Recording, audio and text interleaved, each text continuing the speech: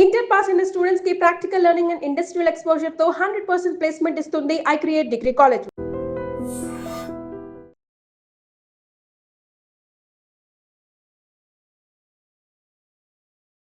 ఇటీవల బెంగాల్లో బీజేపీ గెలవడం అంత రాజకీయ కోణంలో చూస్తున్నారు తప్ప మన దేశానికి ఎంత సెక్యూరిటీగా వచ్చిందన్న విషయాన్ని కొంతమంది గమనించట్లేదండి. అక్కడ చికెన్ నెక్ ఆ పాయింట్ని కాపాడడంలో గత ప్రభుత్వం విఫలమైంది. ఇప్పుడు బీజేపీ ప్రభుత్వం వచ్చింది కాబట్టి ఖచ్చితంగా దాని మీద ఎక్కువ ఫోకస్ ఉంది. ఎందుకంటే దాని మీద మన గ్రిప్ కోల్పోతే చైనా నుంచి కానీ భూటాన్ నుంచి కానీ వేరే వేరే కంట్రీస్ అంతా లోపలికి వస్తారు. అది పాకిస్తాన్ కూడా మరో కారిడార్ అవుతుంది అన్నది చాలామంది అంటుంటారు. అది వాస్తవం కాదు. అసలు ఆ చికెన్ నెక్ ఏంటి సార్? అసలు ఆ సిలిగురి నేను బెంగాలే కదా సార్, అస్సాం కూడా మాట్లాడుతాను. అస్సాం అండ్ బెంగాల్లో ఉన్న ప్రభుత్వం రావడము దీన్ని పొలిటికల్ యాంగిల్గా చూడకూడదు సార్. దీన్ని ఒక స్ట్రాటజిక్ యాంగిల్లో చూడాలి. నేషనల్ సెక్యూరిటీకి అయితే 100% నేషనల్ ఇంట్రెస్ట్ అంటారు సార్. నేషనల్ ఇంట్రెస్ట్ యాంగిల్లో చూడాలి. బంగ్లాదేశ్ వాడు ఎంత దుర్మార్గుడు అంటే సార్, మనం జన్మనిస్తే పుట్టింది ఆ దేశం, రుణబంధం ఉండాలి వాడికి, సిగ్గులేని దేశం సార్ అది. అంటే కేవలం మతానికి సంబంధించి నువ్వు వెర్రి వేగుతున్నావు. కానీ నేను సార్ ఈరోజు కూడా India Bangladesh Ganga water treaty, Ganga వాటర్ని డైవర్ట్ చేసి అటు బ్రహ్మపుత్ర వాటర్ని డైవర్ట్ చేశాను అనుకోండి సార్, ఆ దేశం కేవలం 30 సంవత్సరాల్లో ఎడారిలా మారిపోయింది సార్. ఎందుకంటే ఈ రివర్ వాటర్ ఫ్లోయింగ్ అంతా నా వైపు నుంచే ఉంది. అండ్ మనం చాలా పెద్ద హృదయంతో నువ్వు తీసుకో అన్నట్టుగా చేసాం. ఈ చికెన్ నెక్ విషయానికి వచ్చేస్తే, ఈ చికెన్ నెక్ అనే ప్రాంతం ఏంటంటే సార్, మన వెస్ట్ బెంగాల్ ఈస్ట్కి వెళ్తున్నప్పటికీ సిక్కిం ఇటు భూటాన్ కింద ఒక చిన్న stretch of Indian land sir.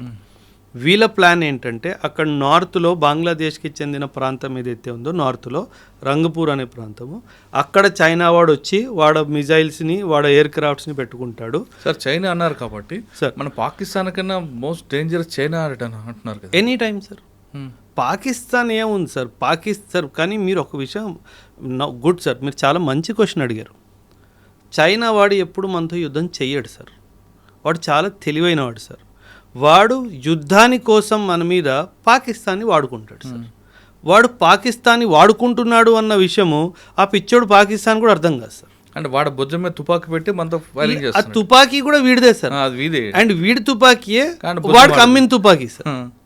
అంటే పాకిస్తాన్ వాడిని వాడుకుంటున్నాడు అన్న క్లారిటీ కూడా వాడికి లేదు సార్. సార్ సింపుల్ సార్, ఈ యుద్ధాల వల్ల పాకిస్తాన్కి వచ్చింది ఏంటి? శూన్యం. అంతే, శూన్యం కదా.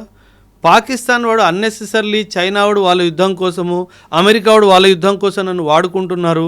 ఒరే నేను డెవలప్మెంట్ మీద, ఎకనామిక్ డెవలప్మెంట్ మీద, హ్యూమన్ డెవలప్మెంట్ మీద కాన్సన్ట్రేట్ చేయాలి అన్న ఇంత జ్ఞానం కూడా లేని దేశం సార్ అది. సో చికెన్స్ నెక్కి వెనక్కి వచ్చేస్తే చైనా వాడు ఉద్దేశం ఏంటంటే సార్, అక్కడ నార్త్ నుంచి అటాక్ చేసి ఒక వ్యాలీ ఉంది సార్, దాన్ని డోక్లాం వ్యాలీ అంటారు. ఇటువైపు సిక్కిము, ఇటువైపు భూటాన్, మధ్యలో వ్యాలీ సార్. ఇక్కడ కింద మన చికెన్స్ నెక్ ఉంది సార్. పైనుంచి అటాక్ చేసి బంగ్లాదేశ్ నుంచి కింద నుంచి అటాక్ చేస్తే ఇండియా నార్త్ ఈస్ట్ అంతా కట్ ఆఫ్ అయిపోతుంది సార్. ఇది వాళ్ళ ఉద్దేశం. అండ్ వెస్ట్ బెంగాల్లో ఇంతకుముందు ఉన్న ప్రభుత్వము ఈ విషయాన్ని గమనించకుండా, ఎటువంటి చర్యలు తీసుకుండా నోరు మూసుకొని కూర్చొని ఉంటే ఎలా సార్? సార్ ఎంతమంది లక్షల మంది ఇల్లీగల్ మైగ్రెంట్స్ బంగ్లాదేశ్ నుంచి వస్తున్నా వాళ్ళ మీద ఎటువంటి చర్యలు తీసుకోకపోతే మన దేశం ఏమైపోవాలి సార్?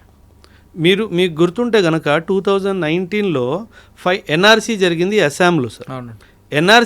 అస్సాంలో ఎన్ఆర్సీ జరిగినప్పుడు అసలు 19 లక్షల మంది ఇల్లీగల్గా మన దేశంలో ఉన్నారు అన్న విషయం మనం గుర్తించినప్పుడు వాళ్ళని తిరిగి పంపించడం స్టార్ట్ చేయాలి కదా సార్. అసలు ఎటువంటి యాక్షన్ లేదు సార్. అంటే మీరు పాలిటిక్స్ కోసము, ఓటు బ్యాంక్ పాలిటిక్స్ కోసము దేశాన్నే మీరు తోసేస్తున్నారు కదా సార్. ఆ విషయం గుర్తుపెట్టుకోవాలి సార్. అందుకే ఈ బీజేపీ యొక్క గెలుపుని వెస్ట్ బెంగాల్లో కానీ అస్సాంలో కానీ మనము ఒక స్ట్రాటజిక్ యాంగిల్లోనే చూడాలి తప్పితే ఒక పొలిటికల్ యాంగిల్లో చూసే తప్పు మనం చేయకూడదు సార్. రెండో విషయం ఏంటంటే sir, I don't support any political party sir. ఒకవేళ బీజేపీ ప్రభుత్వం ఏమైనా తప్పు చేస్తే నేను ఖచ్చితంగా నిలదీస్తాను సార్. మీరు ఇది తప్పు చేశారు. ఇప్పుడు విమెన్ రిజర్వేషన్ బిల్ ఉంది సార్, దాన్ని అనవసరంగా డీలిమిటేషన్ బిల్లుతో యాడ్ చేసి దాన్ని ప్రజెంట్ చేశారు. ఆ బిల్లు కాస్త ఫెయిల్ అయిపోయింది సార్. సార్ మనము విమెన్కి పాలిటిక్స్లో 33% ఇవ్వాలి అని చెప్పి ఎప్పటి నుంచి అనుకుంటున్నాం సార్? అంటే 1947లో మనకి స్వతంత్రం వచ్చింది. ఇప్పుడు కూడా పార్లమెంట్లో చూసుకుంటే సింగిల్ డిజిట్ పర్సంటేజ్లో కూడా విమెన్ లేరు సార్. విమెన్ పొలిటికల్ ల్యాండ్స్కేప్కి వస్తే విమెన్కి సంబంధించిన విషయాల్లో చాలా మార్పులు వస్తాయి.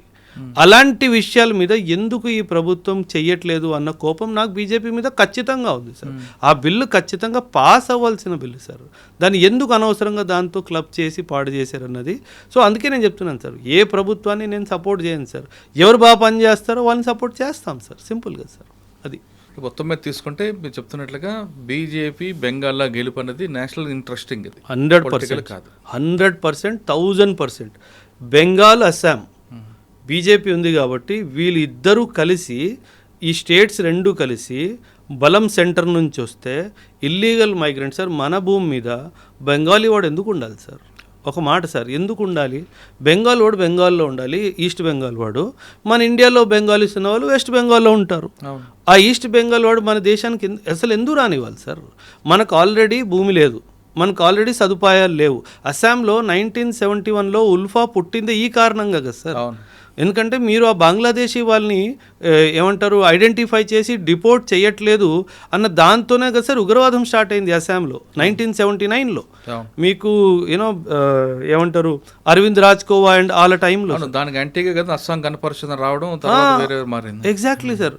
అంటే 1979లో ఇదంతా జరిగింది కదా సార్. కొత్తగా తీసుకుంటే వెస్ట్ బెంగాల్లో గెలుపు అనేది రాజకీయ కోణంలో కాదు, నేషనల్ ఇంట్రెస్ట్గా చూడాలంటున్నారు ఓబ్రాయ్ గారు. అంతేకాకుండా అజిత్ దోవల్, ఆయన మన కంట్రీకి కాదు వరల్డ్కి అంత మించిన డెడికేటెడ్ దేశం మీద ఉన్న వ్యక్తి ఎవరు లేరంటూ అజిత్ దోవల్ గురించి చెప్తున్నారు.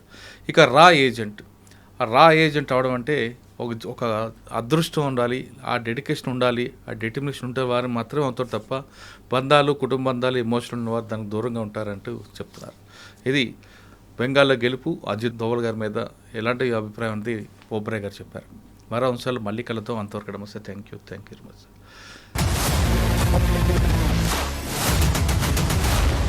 I dreams, this police diaries is something very, very valuable towards that. I must really appreciate Murali, your insights. I Dreams founder and CEO Chinna Vasudev Reddy Gartoni, Muralidhar crime stories చాలా famous అయిపోయినాయి. Gautam Savan garu and Satyanar sir. Good. Well done. I congratulate him for doing so well, and I congratulate him his boss also. So well.